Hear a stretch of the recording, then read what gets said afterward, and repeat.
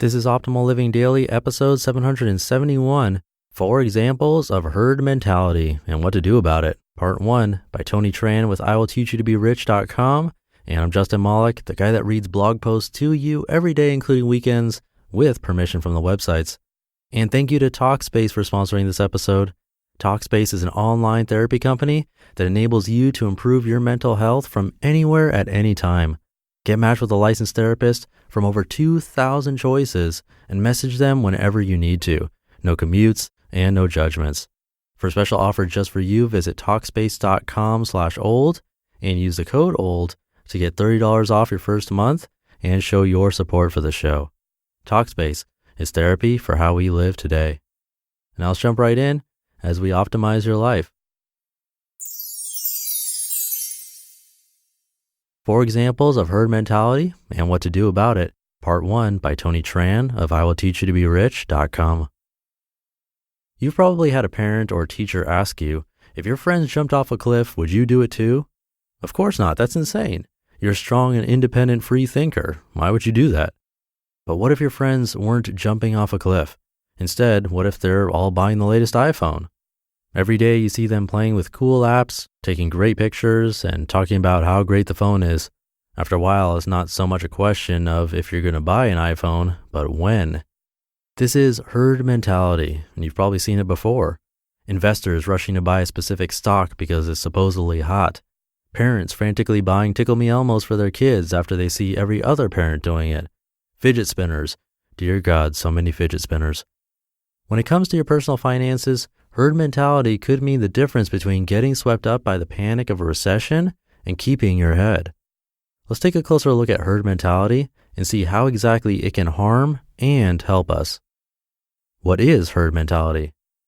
Herd mentality describes a behavior in which people act the same way or adopt similar behaviors as the people around them, often ignoring their own feelings in the process.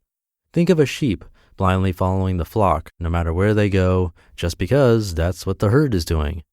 And this isn't just pseudoscience. There have been peer-reviewed psychological studies conducted on the subject. In 2008, Professor Jens Krause and Dr. John Dyer of Leeds University conducted an experiment where groups of subjects were told to walk in a random path inside of a big hall while not communicating with other subjects.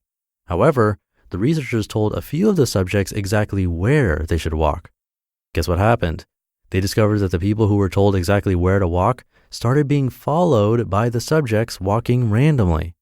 From Professor Krause, quote, "We've all been in situations where we get swept along by the crowd, but what's interesting about this research is that our participants ended up making a consensus decision despite the fact that they weren't allowed to talk or gesture to one another. In most cases, the participants didn't realize they were being led by others," end quote. In the end, they found that it took just 5% of people walking confidently to influence 95% of the other walkers to follow them. And looking around, you'll see examples of this type of behavior everywhere. Herd Mentality Exhibit A, Black Friday Madness. The day after Thanksgiving consistently reigns as one of the biggest shopping days of the year.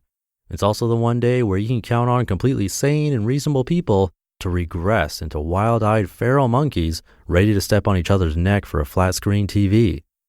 Why? Why do people forego spending a relaxing holiday with friends and family to get punched in the face so they can save 30% on a blender?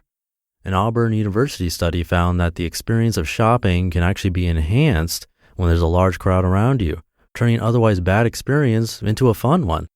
What might seem objectively like a bad idea becomes a good idea with a few more people around us. Whether it's Black Friday or a 21-year-old's birthday party, though, fun things can quickly turn into a mess of screaming, hair pulling, and crying, or was that just me, as we succumb to our animal instincts. Herd Mentality Exhibit B, the dot-com bubble. Cast your mind back to a simpler time, a time of starter jackets, Jonathan Taylor Thomas, and ska music. I'm talking about the 90s.